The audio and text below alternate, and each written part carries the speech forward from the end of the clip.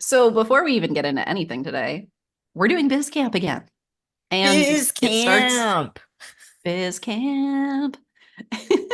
It's set to start on September 5th, which is in like no time. That's like, Yes. I was going to say next week, but it might actually be this week by the time people Yes. listen to this. Yes. Fall Biz Camp rather than summer. This time it is fall. New name coming soon, but fall Biz Yeah. Camp starts September 5th. We're doing it intensive style, 4 weeks, 2 sessions per week. And here's what I wrote to somebody today about it. I'm just going to read right from this email. This is Repurposing, everyone. yeah, there you go. Exactly. This is the program I see most entrepreneurs and service-based owners needing at this moment. It's a foundational training to get back to basics.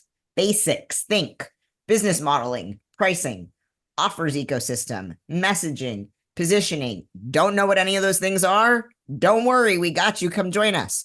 These things, these mysterious business things, these mysterious foundational business things will help us develop unique strategies for our work that will actually allow us to pivot with the ever evolving landscape of the human experience. Like, what happens when Instagram doesn't work anymore? What happens when, we need Mm-hmm. actual strategies to meet these changing things in business and Mm-hmm. entrepreneurship and the collective experience? Join us if that interests you. Join us. We want to teach you how to be a strategist so that you're not Ah, constantly relying on someone else's stuff all the time, or trying to find like the answer for this moment. So when it changes, you can shift again. there you go. Yeah, so it's starting very soon. We would love to have you. We have three-tiered pricing as we usually do. Payment plans available. If you have questions, we want to hear from you. We're happy to answer your questions. And what I will say is, if you have been listening to this podcast and there's been a single thing that you want to know more about or learn more about, we're probably covering it in BizCamp because actually so far, our content, our structure for this podcast has been pretty similar to our structure for BizCamp. Yes. And I think it's interesting that there's some things that have happened or been discussed on this podcast that didn't get discussed in the first biz camp, vice versa. Anyways, there's a different thing that can happen when you enter into space with people than when you passively consume their content. So yeah, Yeah. if you want to get actual coaching, support, space to integrate and learn all of this stuff, join us. We start Mm-hmm. September 5th. We'll be meeting twice a week for 4 weeks, and you know where to get more info. It's linked in where the links are. Mm-hmm. And if you don't go to the links, just go to reimaginingonlinebusiness.com and you'll see a little thing at the top that says BizCamp. BizCamp. So now we can do our check-in. Okay, that was me. I was thinking like a little commercial outro, Yeah, it was great. BizCamp. Thanks. It was great. So this is the second time that we're recording this episode. Because little, we're pulling back the curtain. Mhm. I do all of the editing and I have like no time right now. And the last time that we recorded this episode, we really we were just fucking around. We Rambling. really were, which is great. We were making it. Listen, we were recording like we recorded the first few episodes of this podcast when I did have a lot of time and time to edit. And because of this shift, and now suddenly I went from like feeling like I didn't have any work to now having more work than I know what to do with. I was like, Tristan, can we re-record this and try to like be more to the point and need less edits because it will honestly take less time than it would to try to record the original version. And I said, Brooke, you're so busy with your work, and now I have no work. So no problem. You just let me know when you want to re-record, Like we just swapped places where Brooke had all this time and not a lot of work to do. And I had a lot of work to do and no time. And You were now stressed. I was so stressed. Just a few months ago, I was like, oh my God, I have so much. How am I going to get it all done? And now I have nothing to do, all the time in the world. I mean, it's not true. I'm exaggerating, of course, but really, I have very little work on my plate right now. This is just I think what I'm trying to do in this moment is first reassure myself that this is just how things go. Things go It up and then they is. don't go down and then they get busy and then they get quiet. Mm-hmm. We're just swapping places back and I forth. know. Oh my gosh. And I'm like so I tired. was going to say, you're tired. You've been on Zoom and meetings all day long. So here we are. I started my Zoom meetings at 7 o'clock this morning. It's now 7:23 at the time that we're recording this. And I've had almost no time in between Zoom meetings. Wait, you So said you started your meetings at 7 o'clock this morning, and then I heard you say it's now uh, 7:23. I did say that, didn't I? You did. It's 2:27. I don't have any idea where that number came from. That was an Not even a single interesting. explanation from my dyslexia. I There's know. not a three anywhere. No, I see no three. Wow. Well, welcome everybody. This should be a good one. No, but seriously. Okay. Because I feel like people are going to want to know, right? Like, what the hell happened? Right? Because if I hear someone be like, I went from not having any work to all of a sudden, like, I have all of this work and I don't know what to do with it, I want to know, like, how, How'd from you do it? where. Where'd you get it? Where'd it come from? It So must be here's because you what were active on happened. Instagram. Yeah, I posted every single day for 3 weeks and then I was a millionaire. Just kidding. It actually had nothing to do with social media at all. So here's what happened. I, in addition to the work situation, which was that I didn't have much work going on, also personal update, I am in the middle of a separation. I will say separation for now, but probably more than that with my with my husband, who I've been with forever. And with all of that stress and grief and the fact that I didn't have much work, I was like, I need to get a job. Like, it is not going to be good for my mental health to be dealing with the uncertainty of being self employed while I'm going through all of this. This is just pride getting in my way to be like, no, I'm going to just try to also be, just getting more clients through this. It felt like it wasn't a healthy choice for me. So I started down the road of entertaining a full-time job right around the same time that we started planning for summer biz camp. And I don't know if any of you listening have tried to apply for jobs lately or know anybody who has, but it's not good out there right now. It takes forever I haven't gotten a single interview from Out of like how many I don't know, applications do you think you submit? definitely over 40. I mean, I don't know how many, but definitely over 40. And it's been months. And like all that I've heard is just rejection. So in my preparing and trying to figure out what's next, I also reached out to some people in my network, people who I know professionally, who trust me, who know what I'm capable of. And I told them, hey, here's the situation. I'm looking for some work right now. If you hear of anything that seems like it would be a good fit, let me know. And somebody who I knew from years ago, who is now running a consulting firm along with her good friend and business partner, was like, oh, well, I have this project that I'm working on. We have some hours available. Would you want to come on to this project? And it was not much money hourly and it was not that many hours. And I was like, that is not going to be worth it for me. So I said no initially. Then I ended up saying yes to just a small portion of it. And then after turning that one piece of it around, then all of a sudden it was like, okay, we want you for more. We want you for more. We want you for more. And through that, trying to look for another job, I ended up with a very significant amount of consulting work, like more than I know what to do with, which is just so interesting. You just like start pulling this thread and you have absolutely no idea where it's going to lead you. But I will reiterate, it came from a relationship with a person who I actually knew in real life, not from Your email marketing. Instagram, email marketing, any kind of digital marketing at all. I feel now that we talked about this briefly, maybe in the past episode, because I remember saying, you mean it wasn't a freebie? So I think you Well, maybe we talk have given about it. folks some glimpse into the new work that has come into your life. Maybe I did. If I'm repeating myself, apologies. Maybe it was more details, but also maybe we said that in the version of this that we're not airing. I don't know. No, because I think I list anyways, it doesn't matter. I remember listening to it and hearing myself say, you mean it wasn't a Yeah. freebie? And you were like overwhelmed with work a Yeah, couple in months what, ago. March, April, Yeah. And around there? now, I would yeah, but it say lasted. it did. I would say for a few solid months, I really thought things were picking up.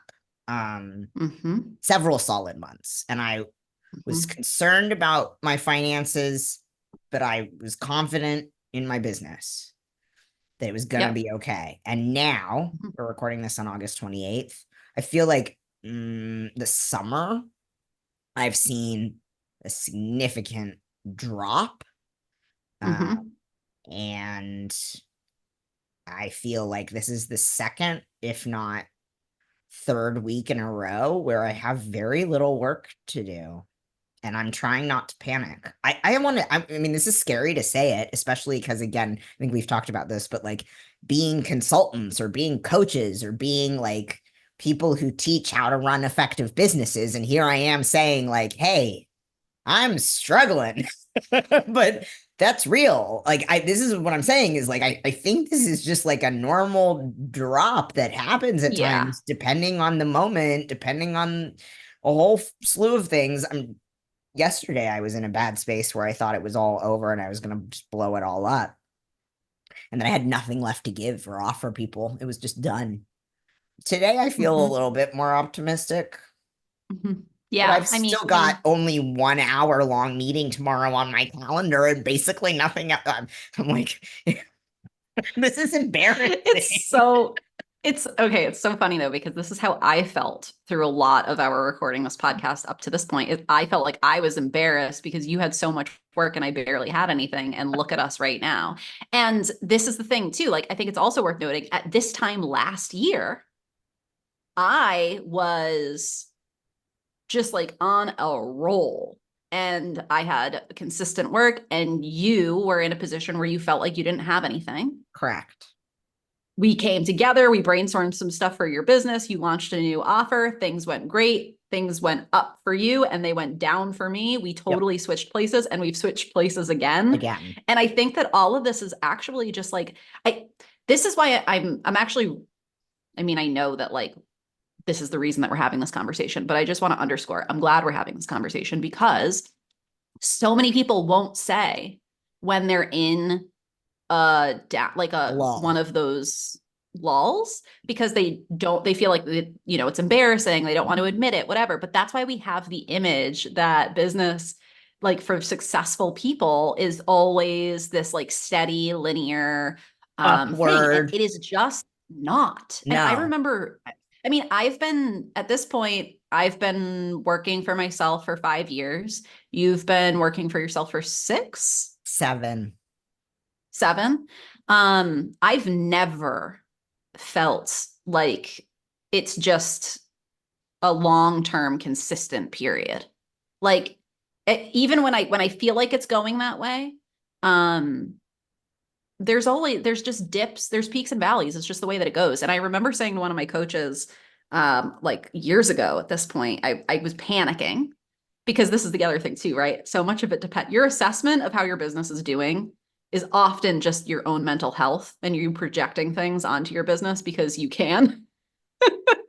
But I remember my coach telling me, look back at your past years. Do you always have a lull at this time of year? And what usually happens before or after it? And is this matching the pattern?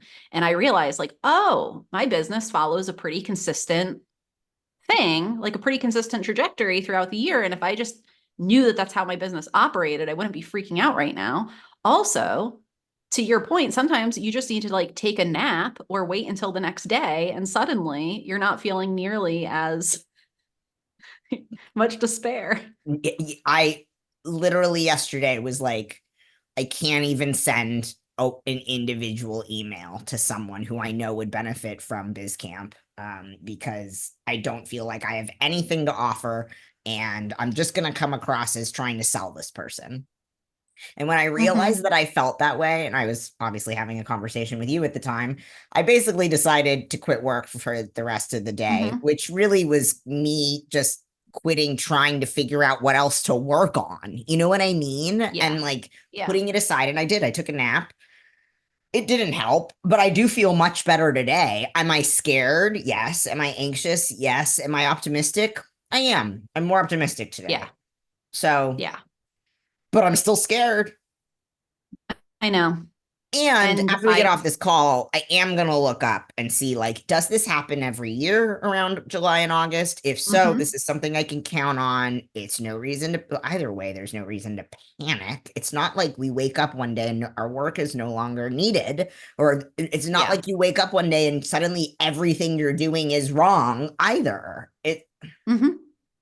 Yeah, but I mean, I think that to your point, it's like, what do you do in those moments when you feel like, oh my gosh, no, this isn't working, and you start to feel that panic come on? You have some options on how you can deal with it.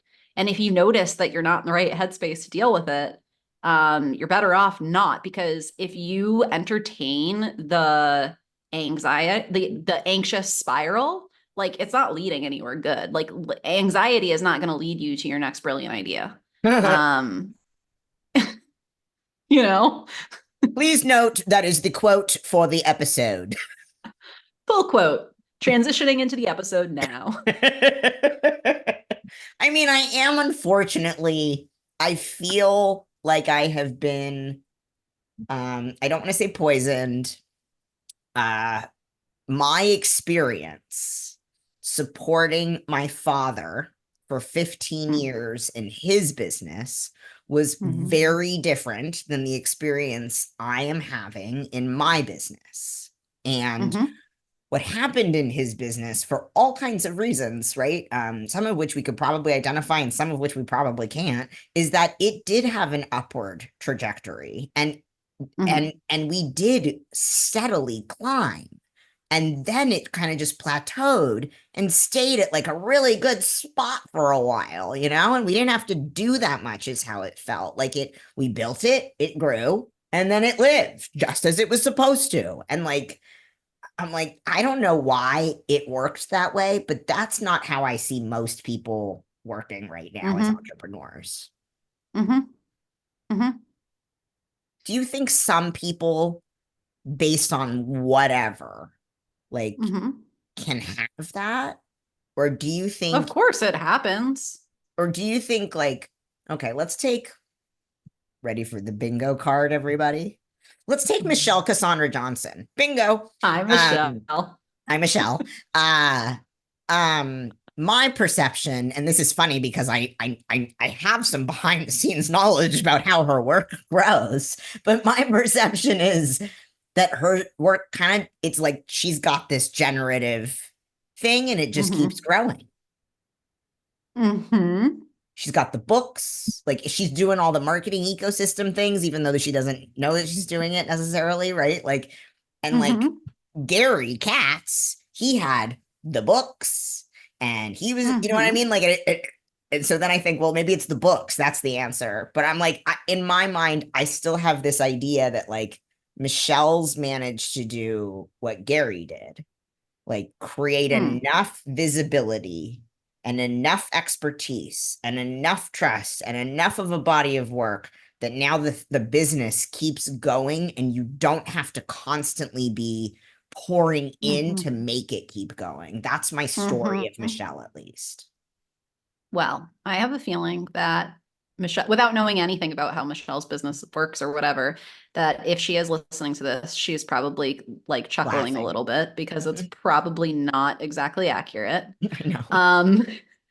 Because, right, we can always, first of all, we always tend to look at other people's success and put a different story to it than we would put to our own. Yes. Even if we were at the same, achieving the same thing or doing the same thing, right? We would see other people's stories differently than we see our own.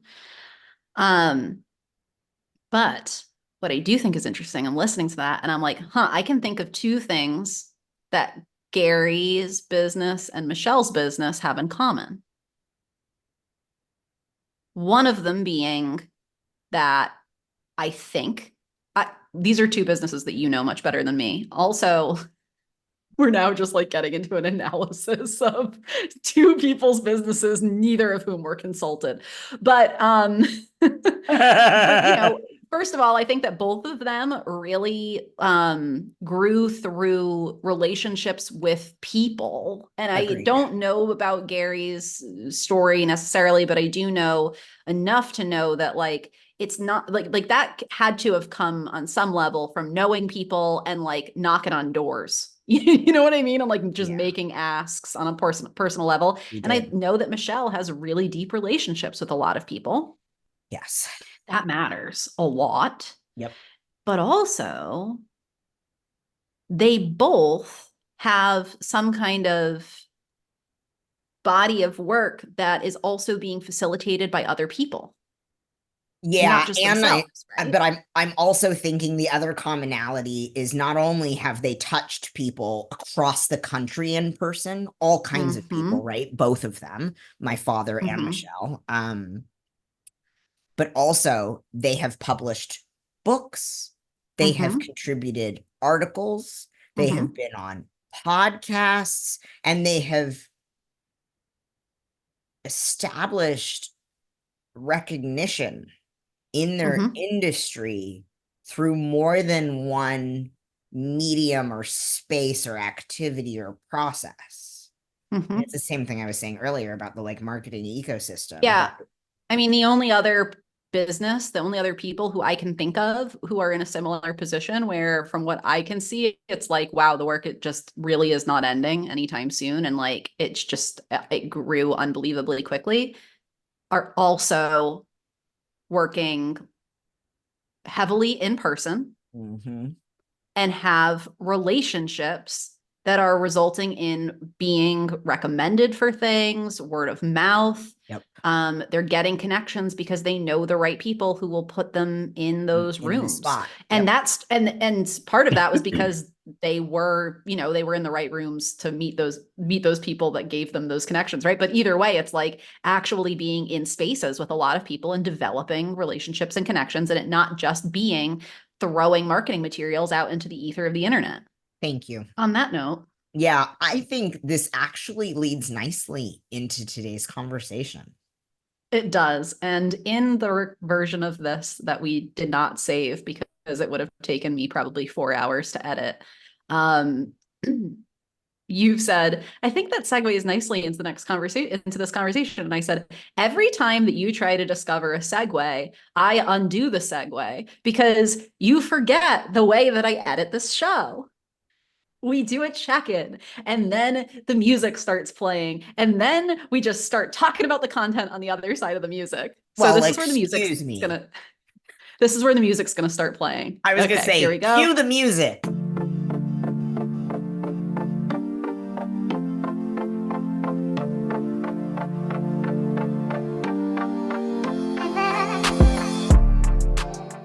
And we're back.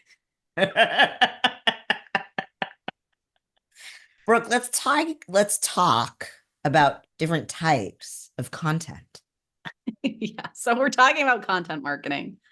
And you know, to our point of what we were just talking about in the intro, why Tristan flagged this as such an excellent segue is because we're going to be talking about why it's not just about being on social media. It can also be these books and podcasts and all these other forms of content. So, do you want to go through the different types of content? Do you want me to start by going through different types of content? Yeah, I want to start by saying that if you haven't already, let me pull up a note here. If you haven't already listened to, what was it, episode 3, I think, of the podcast, in which we talked about marketing, like Mm-hmm. in this moment, that was like a broader conversation, I think.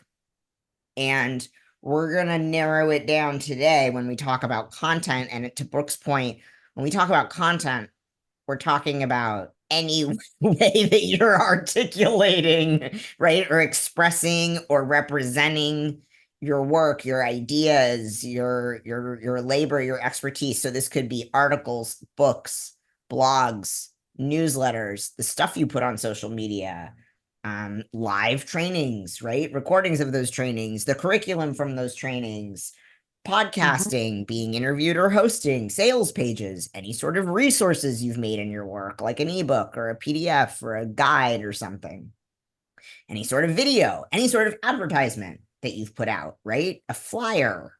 This is all types of content, marketing content, Mhm. right?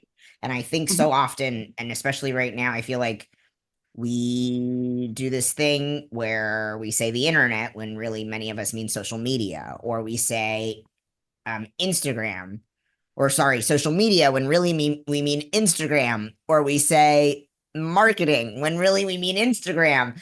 And right now, this conversation is really about getting behind, to me, where we put the stuff and Mhm. more about how we express it, package it, and Mhm. where we put the stuff. Yeah.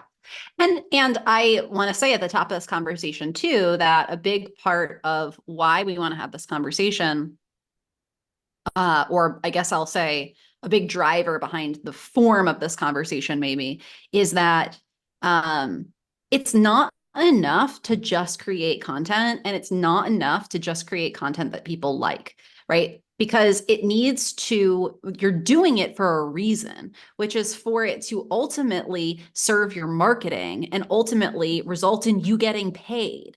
And this is why, like, if you haven't, we recorded these episodes in the order that we did because everything kind of builds. And the first thing that you need to understand in order to understand the kind of content that you want to be creating and where you want to be putting that content is, first of all, what is your business model? What are you selling? What is your messaging? Who are your people? If you don't know those things, it's going to be really hard for you to come up with an effective content strategy because, and I think the really good example of this is when we think about content creators versus someone like you or I who are consultants. So, content creators' business model is they create content that is entertaining, they get as many views on it as possible, and they then get paid by the people who capitalize on the attention that they generate through sponsorships, through ads, through creator programs, whatever, right? So, their job is to just create the content that gets the most attention on it. I am not a content creator. I don't get paid to just create content. For me to get paid, I need to create content that is actually going to serve my marketing in some way. And so it doesn't matter if I get a million views on something, right? Potentially, if it's a really well aligned piece of content and the viewers are the right people and it has something to do with my work and there's right and there's a tie in there, maybe it could result in success for my business. It's also entirely possible that it might result in no success or that it could potentially hurt my success by getting me a whole bunch of followers who are not my people and now my engagement goes down, blah blah blah, right? So we want to be more strategic and intentional about the content that we're creating than just trying to get views on Instagram or other social media content. Yeah, whether it's social media or any other place you put a piece of content, right? If it's a podcast, if it's a video on YouTube, if it's a newsletter on Substack, if you're just doing it for the likes, for the metrics, right? For the attention, for the engagement, that's not necessarily going to translate to conversion of Mm-hmm. clients and Right. sales. Right. So let's talk about the different kinds of content that we want to be trying to create so that it does serve our marketing, because this is the other thing too, right? To your point, what you say all the time, we also don't mean just sell constantly, because that's not going to work either. Right. Um, so we put So together a resource for BizCamp for the last session that we did in BizCamp on marketing strategy, and kind of broke down like these are the different kinds of content to think about, and then for those different types of content, here are some platforms to think about of where it would make sense to actually put those. and I want to say that to me, this goes back to earlier episodes too. I mean, again, these conversations, this podcast really builds on itself, but this goes back to earlier episodes. Like if I think back to oh, I think I'm forgetting my thought. It's fine. Normally I'd say edit that out, Brooke, but you know what? Yeah, Let's keep going. we're recording for minimal edits. So I lost um my thought. It's people fine. are just Whatever. going to be listening to us losing our thoughts now. I'm going to do some I'll of get them it back editing. if, We'll if I see if get it that back. stayed. Okay.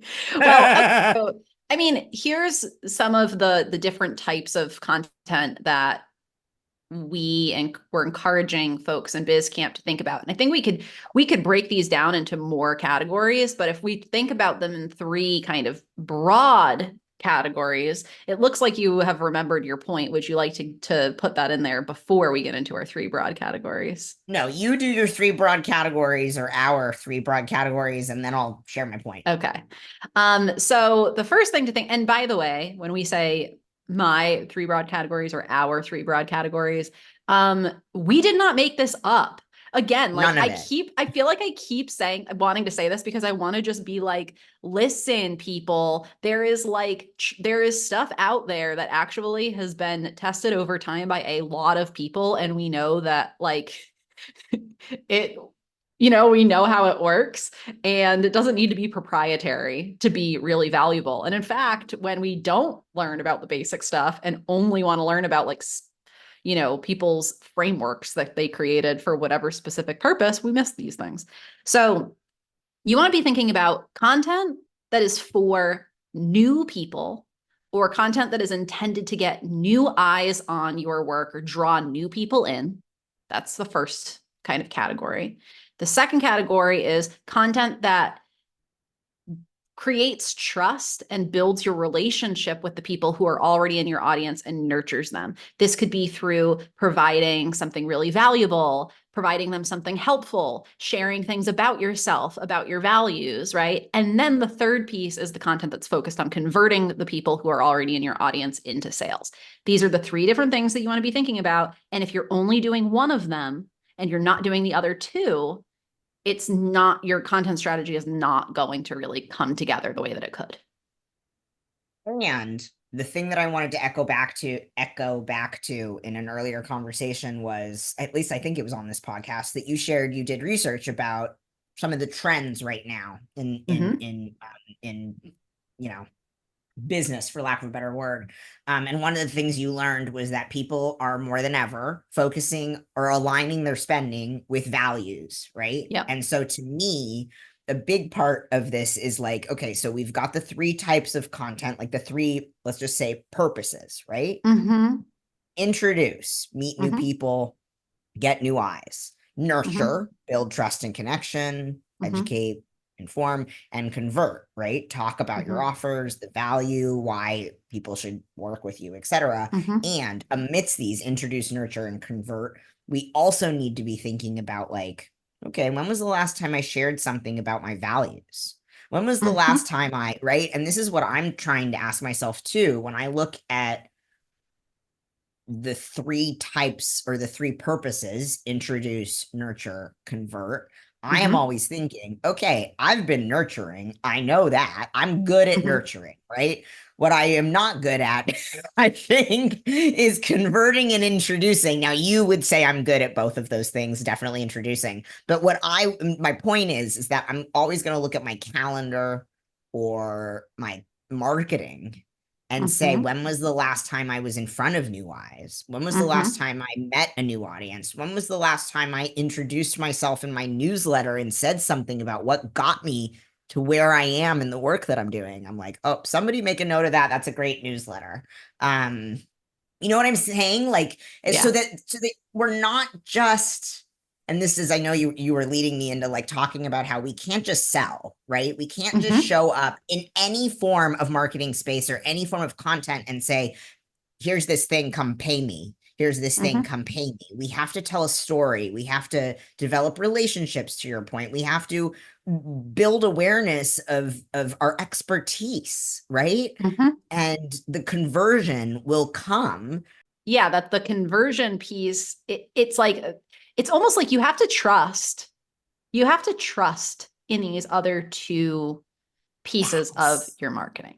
If you are constantly, and I have had clients like this before, and it is like so hard to, once you're in this headspace, it can be really difficult to get yourself out of it. I have had it's been very challenging for me to try to get people out of this headspace.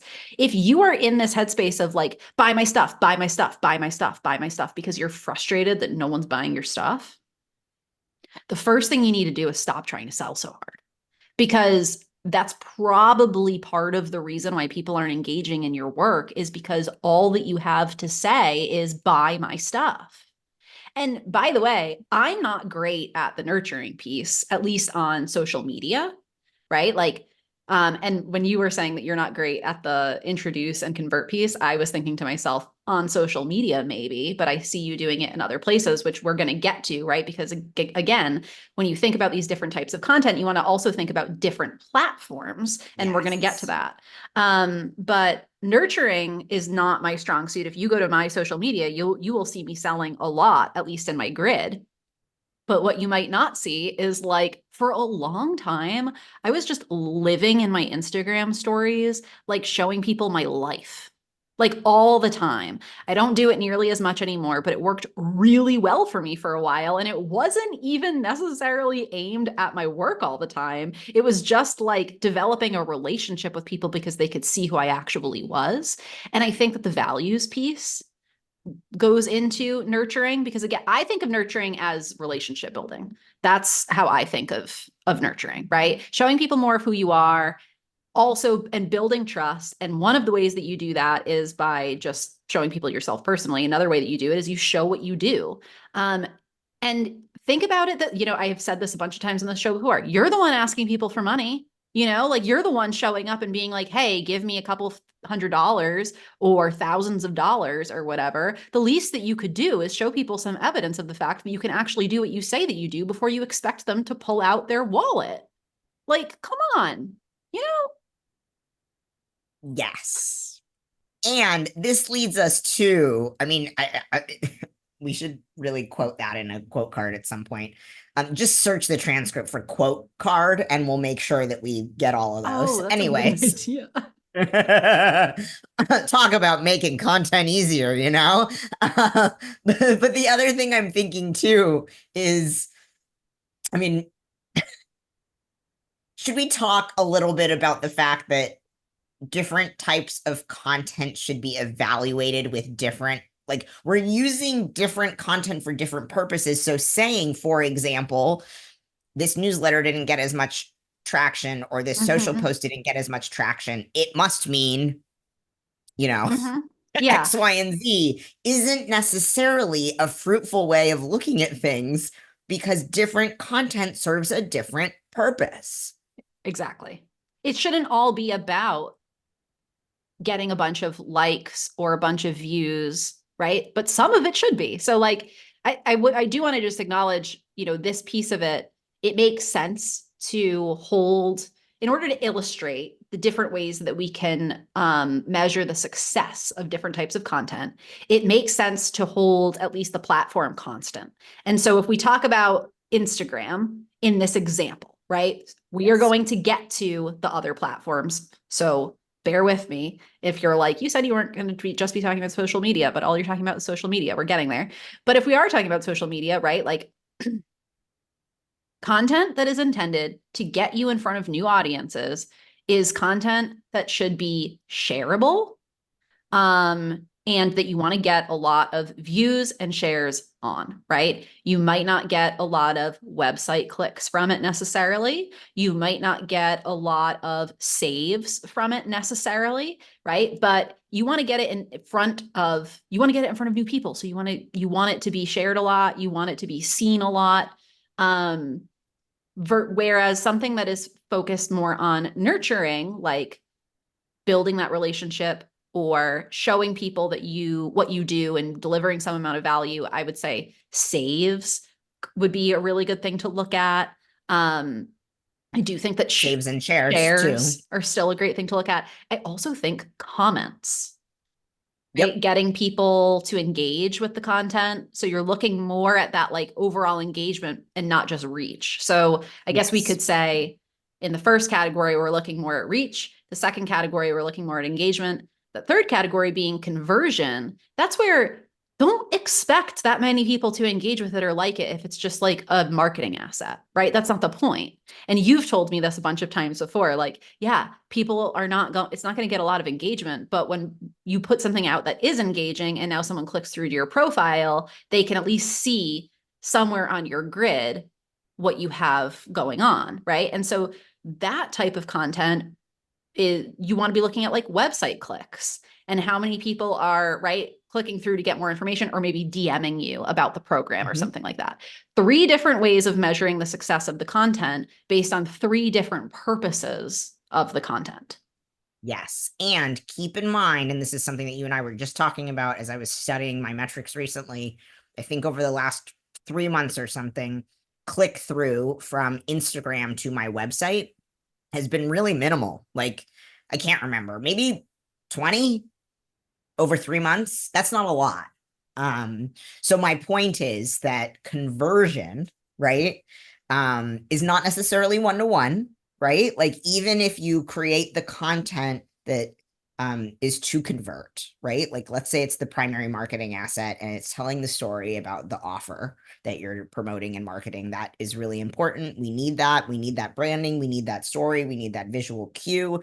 And that post, to your point, might not lead to a sale, right? Or a client, but you telling the story with that post is still important for all kinds of reasons that have nothing to do with whether or not somebody clicks over and registers or signs up or pays you based on the one post. Right.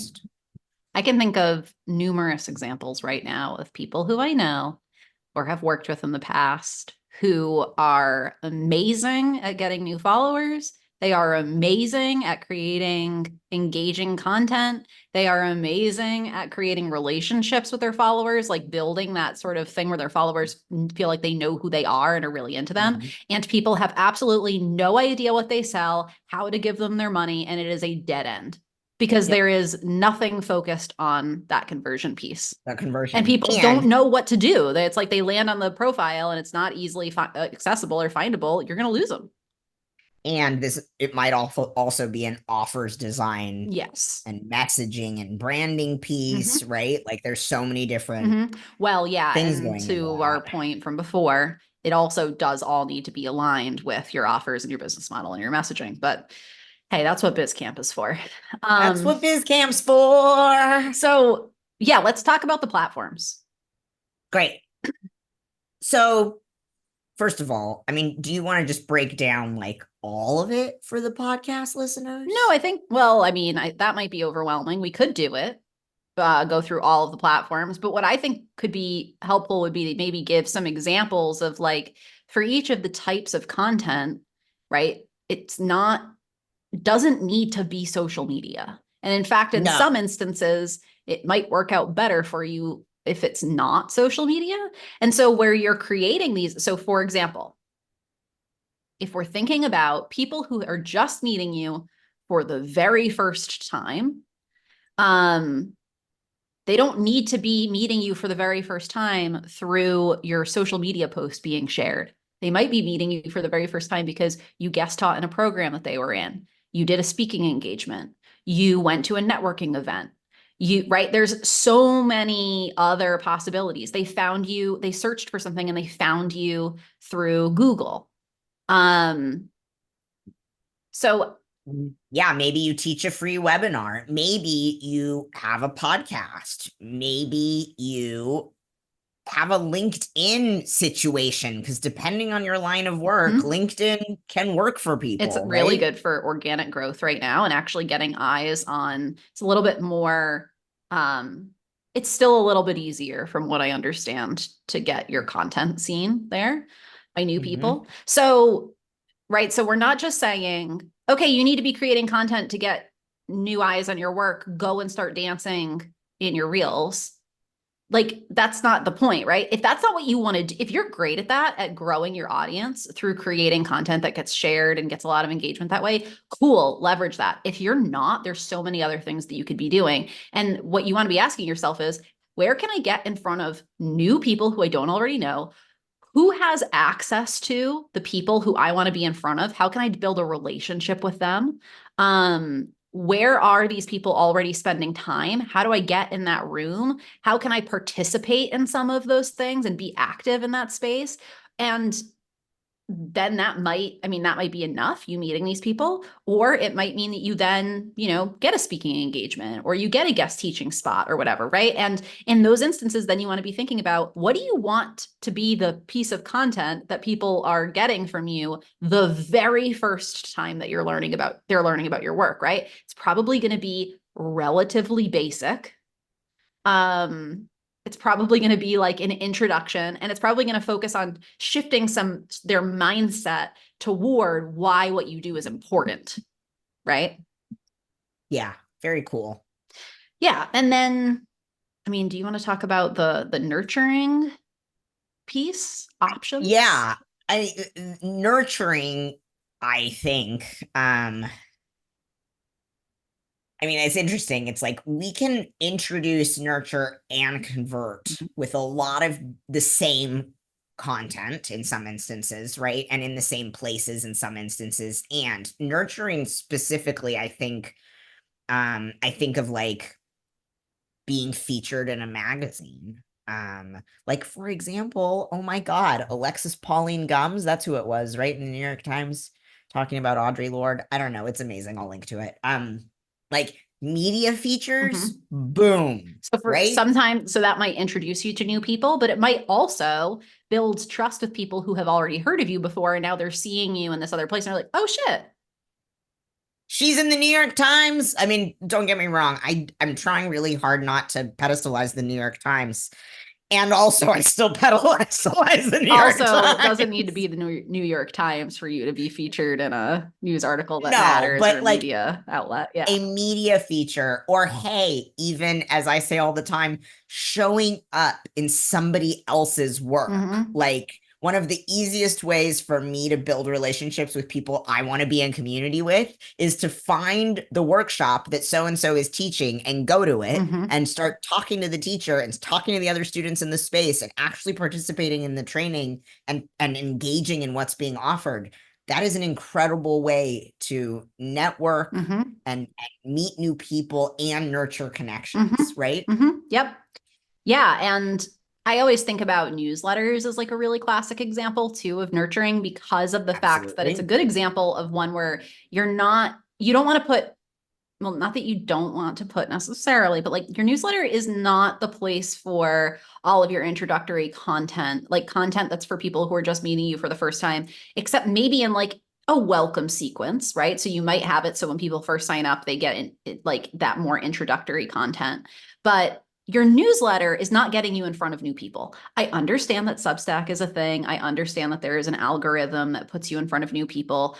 I personally, with having worked with people who have Substacks before, I'm not finding that people are finding some massive uptick in subscribers because of the fact that they're on Substack.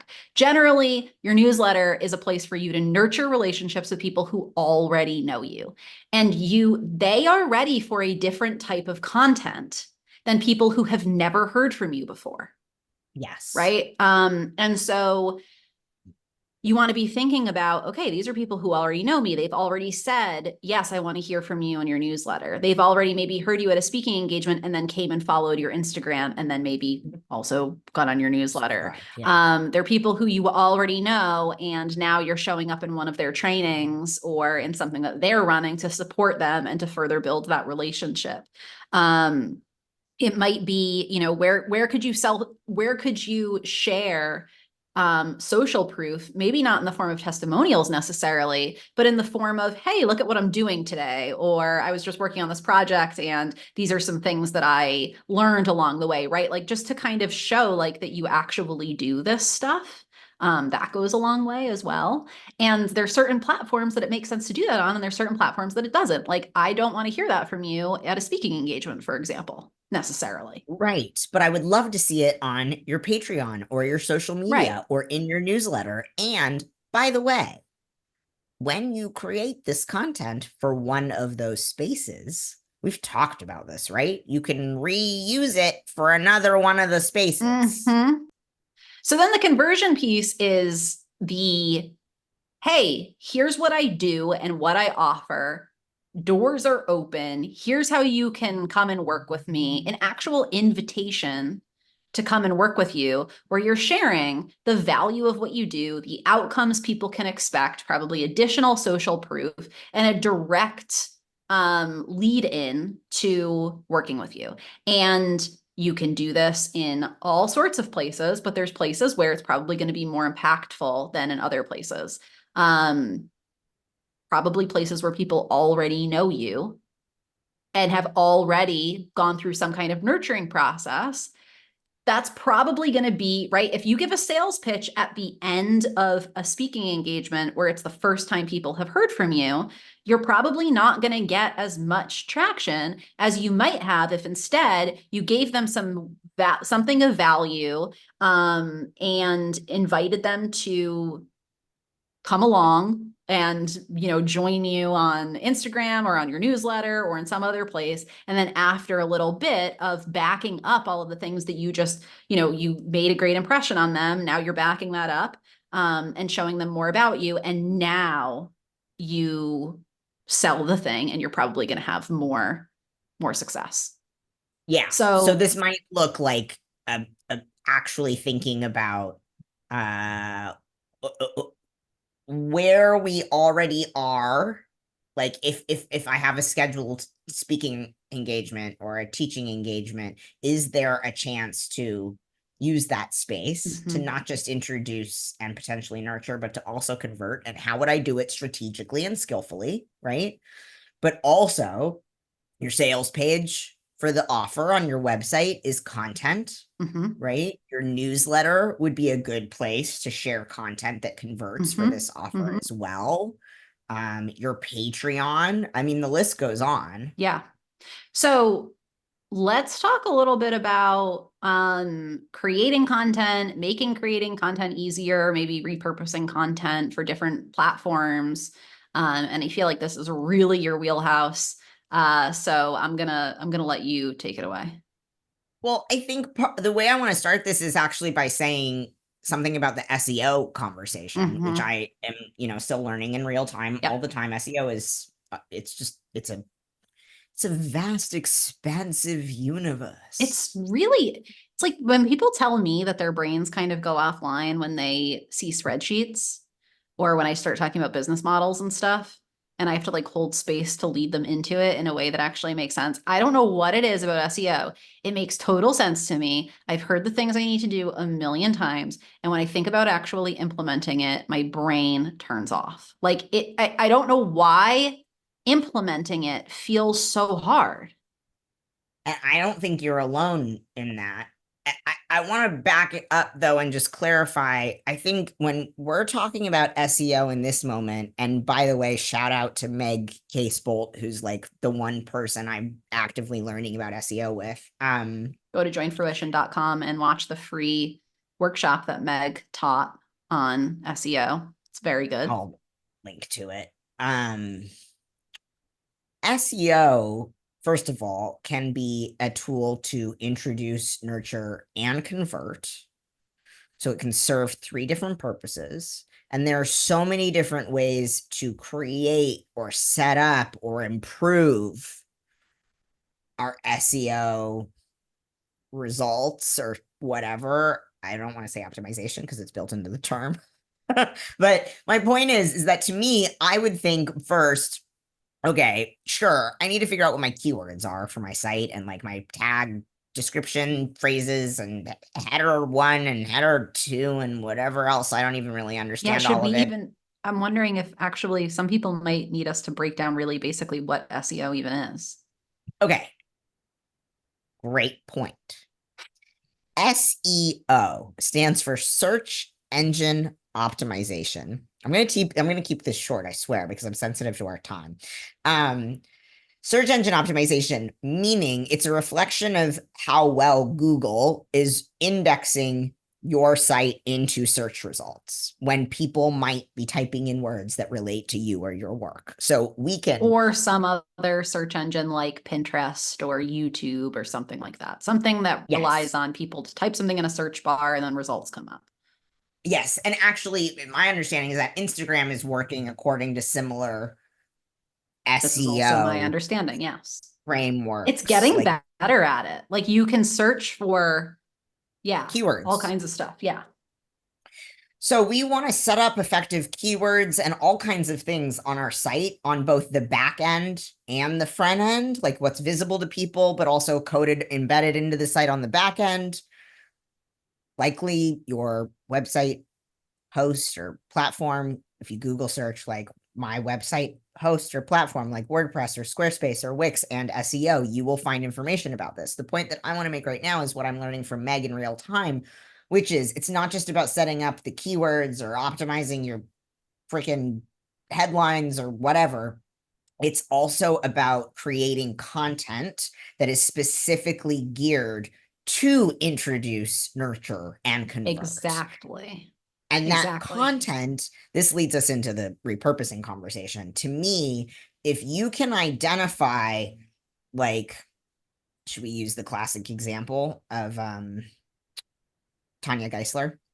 If Yes. you can identify, like, my audience is often searching for these terms, then you want to make sure those terms are looped into your SEO setup, and you want to make sure that you're writing content that includes that term and speaks to that term and positions you as someone who maybe has expertise relating to that term. Mm-hmm. So I'm thinking of Tanya Geisler because if you Google search Tanya Geisler, and I'll link to her in the show notes, there's a thing in her SEO setup that indicates that she works with people who are experiencing the imposter syndrome, right? But on the website, she has a whole web page about how she doesn't call it the imposter syndrome, she calls it the imposter complex.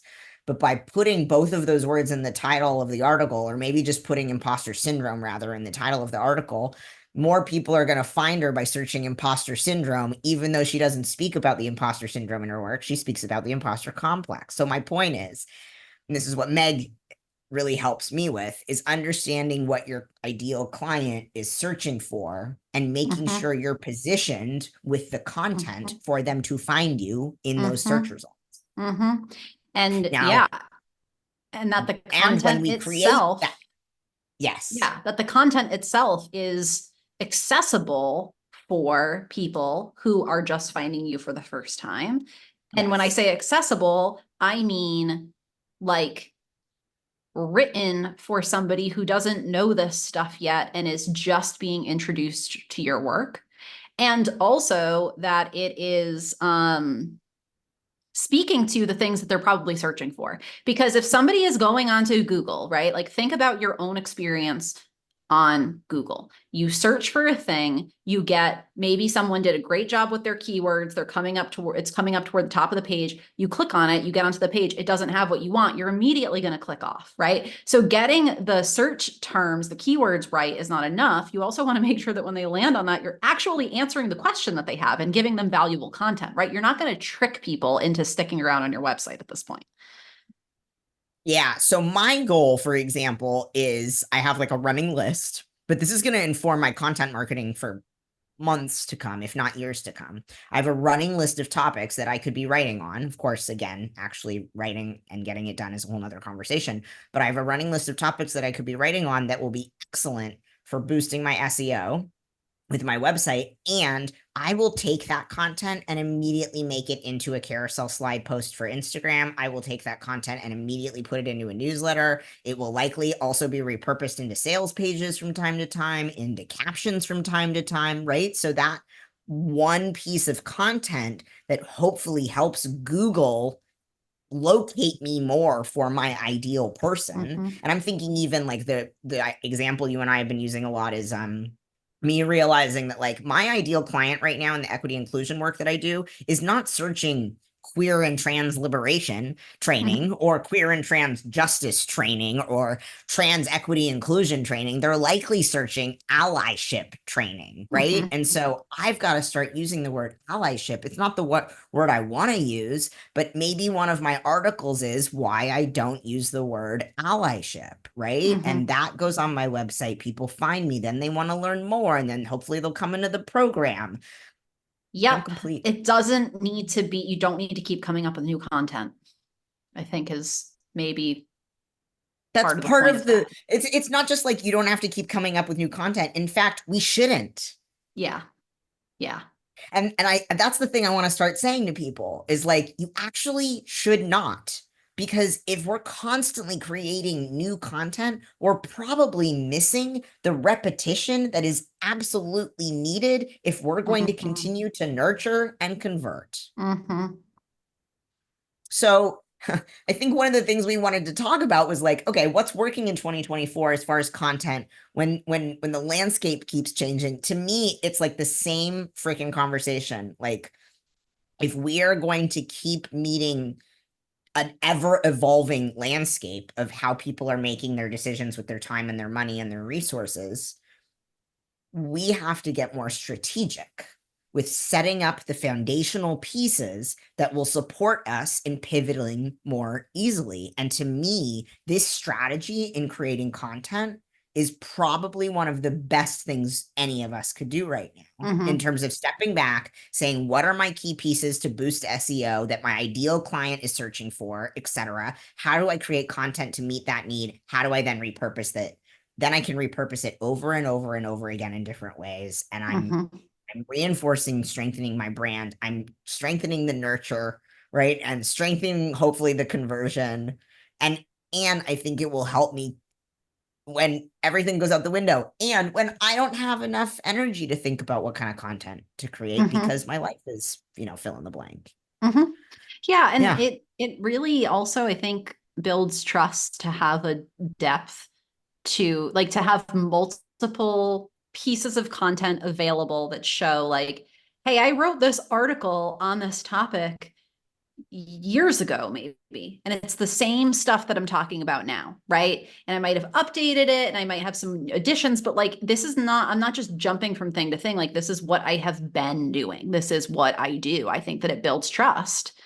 I agree. And if we're Yeah. constantly pivoting what we're talking about in really big ways, which I know I have done in trying to find my footing in my voice and my content, my Yeah. marketing, it can definitely confuse people. Yep. And then we no longer feel like this person actually has expertise in the thing they're claiming because they seem to keep jumping around all the Yeah. time. Oh, now you're doing this. Last year you were doing that. And the year before that you were doing that. Wait, just a month ago you said you were doing that.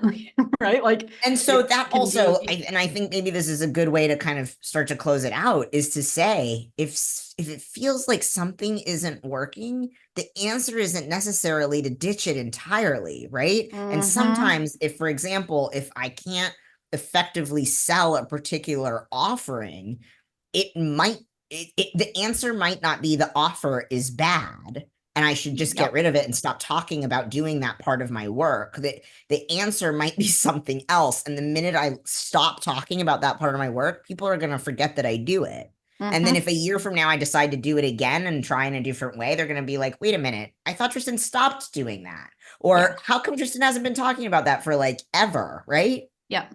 Yeah. I mean, one of the things that and there's one other thing that I want to pull into this Please. conversation and touch on before we end. But on this point, before I get there, um, I think about the this thing that I've seen happen. I've witnessed it in myself.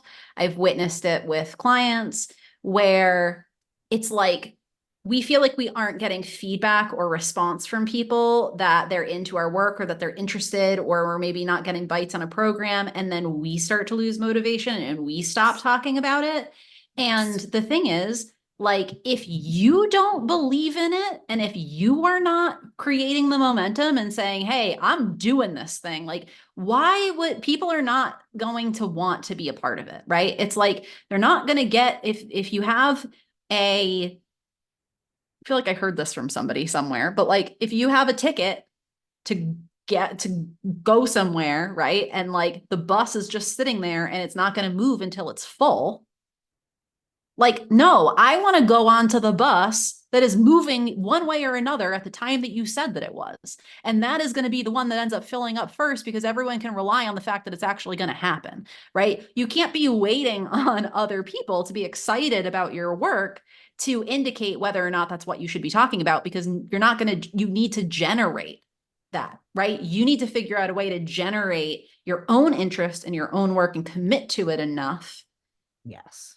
And repeat it over and over and over again to create interest in it. And that's when people are going to want to come and be a part of it with you, because you are creating the momentum.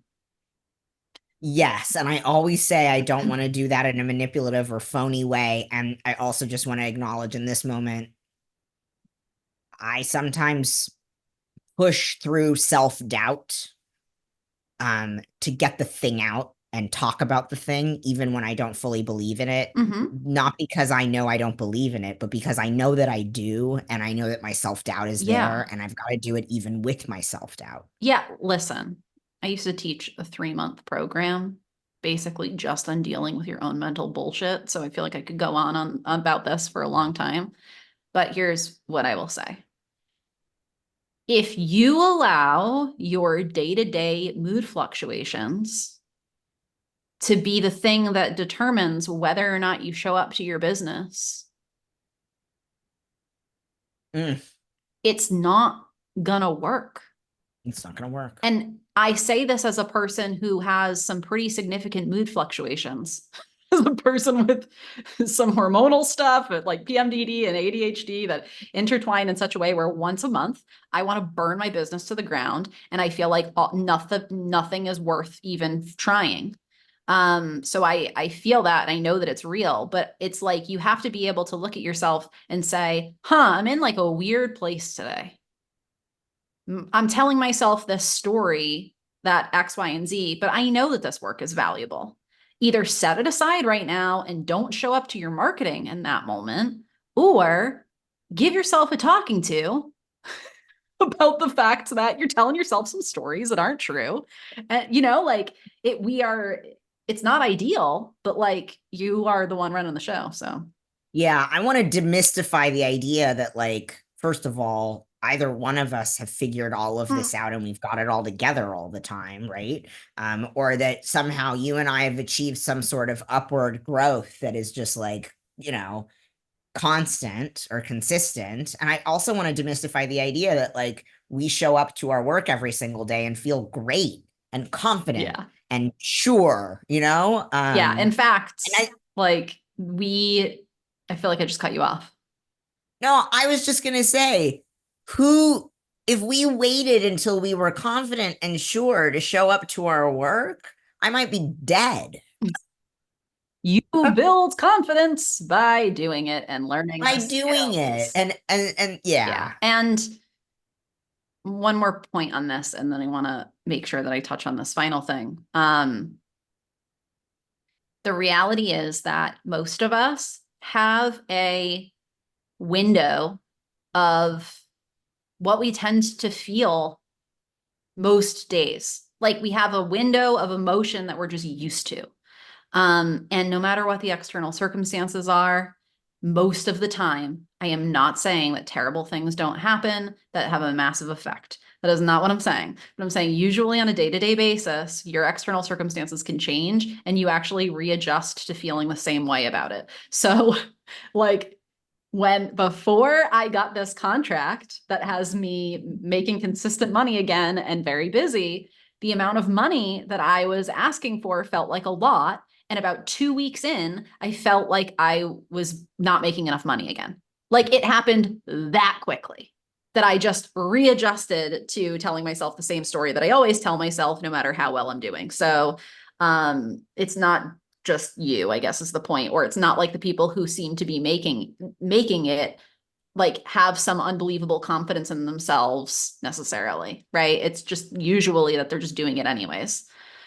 Yes. I want to make one more point about different platforms lend themselves well to different types of content.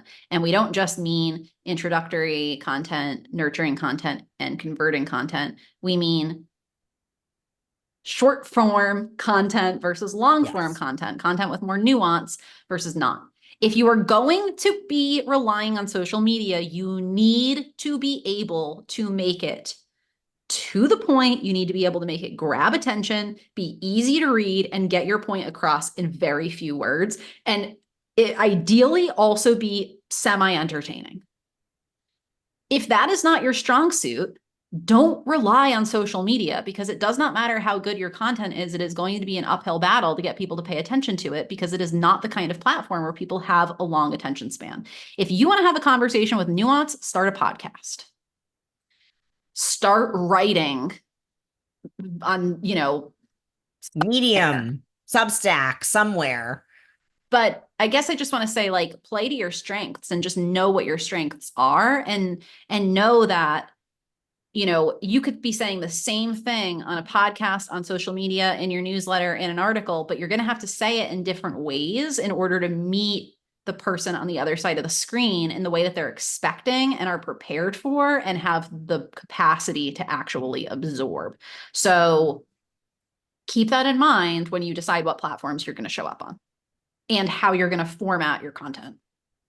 And to that note, we could be strategic and build awareness of that into our business model, so that we know this is the kind of marketing I need to show up for in order to get X, Y, and Z done. This is the kind of marketing and this is the space I need to show up for in order to get X, Y, and Z done, because it all connects to our offer structure and our financial goals, which we can actually plan for to some degree if we are aware that, like, we're going to be able to get this kind of marketing done, but we're never going to do this kind of marketing, or we're going to be here, but we're never going to be here, or you can build that into your business plan. It doesn't have, we don't have to be at the whim of the latest internet fad, right? And to that note, if that's something that you're confused by, like, what is a business plan though? But I don't really know what my offer suite is. What do you mean? Like, what's a business model? What do you mean by positioning? Where can I learn more about this? You mean Brooke? my issue isn't just that no one has any money that they want to give me and I need to lower my prices? Oh, no. I thought the issue was the Instagram algorithm. Oh, right. I'm pretty sure that the actual problem is just that, well, I mean, my problem usually when things aren't working is just that, like, fundamentally, like on a fundamental level, I'm not worthy of success. And the universe knows this. And so no matter how hard I try, I'm just never going to make it. How do you like this plug for our program, everybody? Come to BizCamp. We're spending a month just to get you clear on all of this stuff so that you can go into your content strategy actually with a strategy and not just dumping a bunch of time into it because everyone's telling you to do it and having it not really lead to anything. So that's the point. That's the point. And if you want to join us, it starts September 5th, and we'll likely be doing it again after September as well, possibly under a new title. Stay tuned.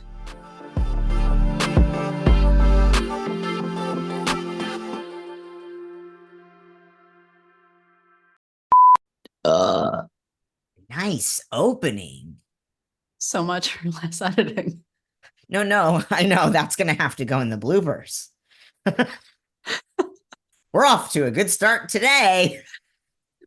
Our re-record.